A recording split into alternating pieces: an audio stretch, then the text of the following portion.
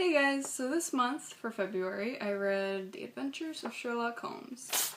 Mostly because I finished season 3 of Sherlock, and I really needed something to just satisfy my need for season 4.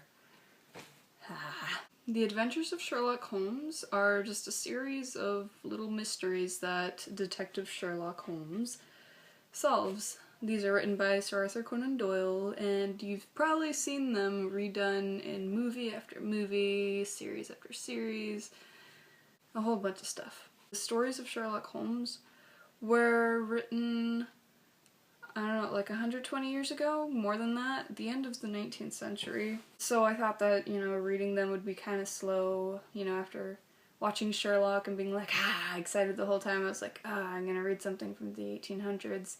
It's probably gonna be boring, but I was pleasantly surprised because I started reading it and immediately I saw the actor Benedict Cumberbatch. I always say Cumberbatch, what the hell? Cumberbatch. I'll just call him Benedict because I can't say his last name. I, immediately saw him as Sherlock because the way the character Sherlock is portrayed in the stories was carried out so beautifully by the actor. But Sherlock's, kind of annoying cleverness is super present. It doesn't feel boring at all. I thought it would be, but the way that Arthur Conan Doyle wrote the stories felt so modern, and that's probably why they've been redone so many times. You can't even count them throughout entertainment history. I'm gonna segue into kind of more of the parallels, more of the parallels between the show Sherlock and the stories that I have read so far of Sherlock. In the television series Sherlock, I hope that you watch it because it is very, very well done. Incredibly well done. So we have Dr. John Watson, and we have, of course, Sherlock Holmes. Some of the really cool parallels I found just by reading, 6 Adventures with Sherlock Holmes. Number 1, how John Watson records the adventures that him and Holmes have. In the television series Sherlock, they do that by way of blogging. John Watson blogs about all their adventures. In the books, he just writes them down, and it's like John Watson's the narrator of this book. And then we also have Sherlock being fairly restless.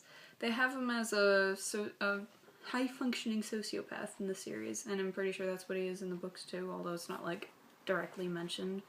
He also is often found playing the violin in the TV series, and he is a capable musician, according to John Watson in the stories, in the books. The television series Sherlock carried out the character of Sherlock Holmes and the general attitude of the stories very well. This adventurous, mysterious, fast-paced kind of story.